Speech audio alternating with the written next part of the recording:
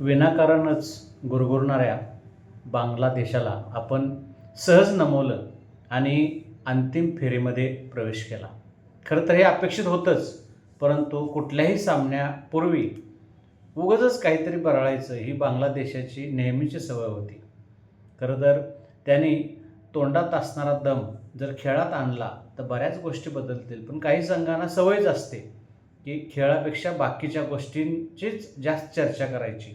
सामना सुरू झाला आणि पहिली 3 षटकं आपण शांतपणे खेळलो आणि त्यानंतर ढगफुटी यावी धावांची, तशा प्रकारच्या धावा बरसू लागल्या. पहिल्या 3 षटकात जवळपास आपण 15 ते 20 धावापर्यंत मजल मारली. पण ज्यावेळेला 6 षटकं पूर्ण झाली त्यावेळेला फलकावरती 72 धावा लागल्या होत्या. अभिषेक शर्मा पुन्हा एकदा कुठल्यातरी परक्या ग्रहावरचा फलंदाज असावा अशी फलंदाजी करत होता. गिलही लयीत येत होता, परंतु गिलची गाडी घसरली आणि त्यानंतर एक अनावश्यक धाव घेताना शर्मा धावबाद झाला. कदाचित अभिषेक जर ती धाव घ्यायचं टाळला असता तर आज एक झंझावाती शतक त्याच्या नावावरती लागलं असतं. पण हा खेळाचा भाग आहे. शर्मा खेळत असताना आपण बघता बघता 10 षटकापर्यंतच 100ची मजल गाठत आली होती.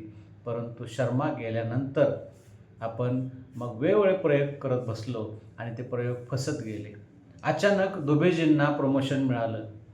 आपण एखादा सराव सामना असावा अशा प्रकारे सगळ्यांना मॅच प्रॅक्टिस व्हावी की काय अशा आविर्भावात आपण फलंदाजीत बदल करत गेलो.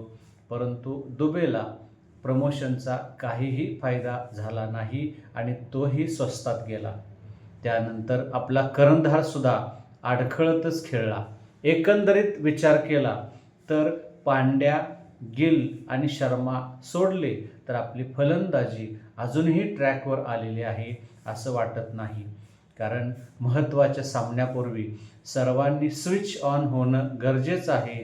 कारण अभिषेक खेळतो त्यावेळेला आपण कुठल्या तरी वेगळ्या खेळपट्टीवर खेळतोय असा भास होतो आणि अभिषेक सोडून बाकीचे फलंदाजी करताना त्या खेळपट्टीवर धावा निघत नाहीत असं वाटायला लागतं. 10 षटकं झाली की आपल्या फलंदाजीला ब्रेक लागावा तसा ब्रेक लागतोय. सुरुवातीला सुसाट असणारी गाडी नंतरच्या काळात गिअर कमी करते. टॉप गिअरवरून आपण थेट मग तिसऱ्या दुसऱ्या गिअरमध्ये अडकत कसं बसं आजही 170च्या घरात पोचलो. खरं तर 200 धावा आपल्याला सहज करता आल्या असत्या.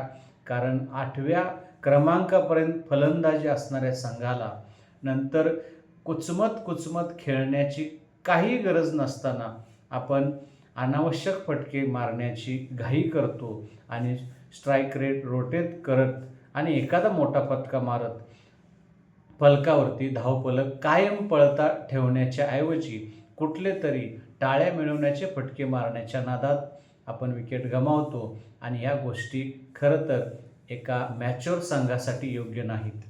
समाधानकारक धावसंख्या होती कारण 170 बांगलादेशाची ताकद बघितली फलंदाजीची तर जास्तच होत्या.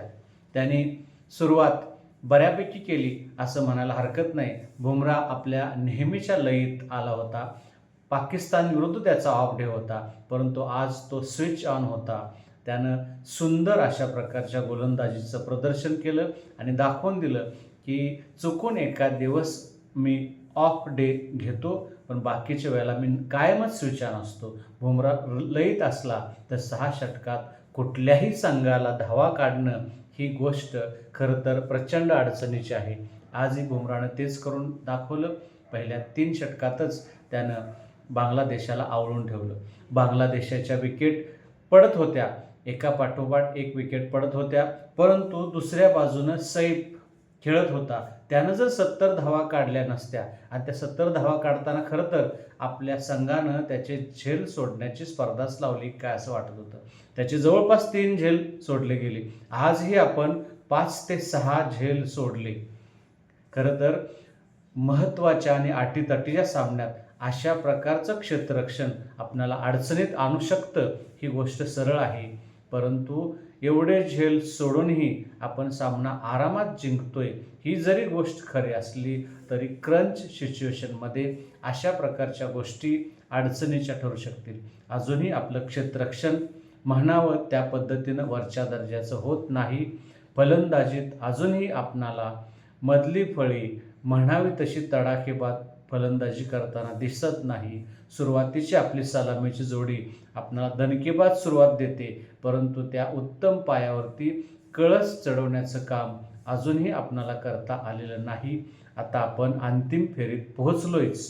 आता फक्त आपला एक सामना बाकी आहे आणि तो लंकेबरोबर आहे. लंका आता अंतिम फेरीच्या शर्यतीतून बाद झालेला आहे. आता आपल्या जोडीला येणारा संघ हा पाकिस्तान आणि बांगलादेशातील जो सामना आपल्या या सामन्यानंतर जो होणार आहे तो जवळपास सेमीफायनलचा सामना असणार आहे. त्यामुळे यातला विजेता आपल्याशी भेटणार आहे. त्या अगोदर लंकेविरुद्ध आपला एक सामना आहे आणि त्या सामन्यात आपण पुन्हा प्रयोग करण्याची संधी सोडणार नाही. बेंचवर असणाऱ्यांची ताकद आपण आजमावून घेऊ, परंतु अजूनही आपली फलंदाजी आणि क्षेत्ररक्षण या गोष्टीत सुधारणेला बराचसा वाव आहे. कारण अंतिम सामन्यात चुका करून चालणार नाही. कारण आपण सगळे सामने जिंकत आलोय आणि महत्त्वाच्या सामन्यात आपण जर कच खाल्ली तरी मग बाकीचे जे 2 संघ की जे प्रदर्शनापेक्षा टिवटिव करण्यात आपला जास्त वेळ घालवतात त्यांना जराही संधी अंतिम फेरीत आपण देऊ नये एवढीच इच्छा आहे.